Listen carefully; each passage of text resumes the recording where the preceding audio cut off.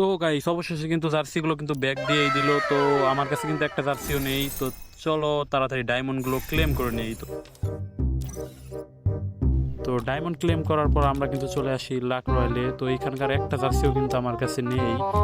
তো শুধু জার্সি দিলেই হইব, প্যান না দিলেই হয় ভাই, প্যান আমারতে আছে।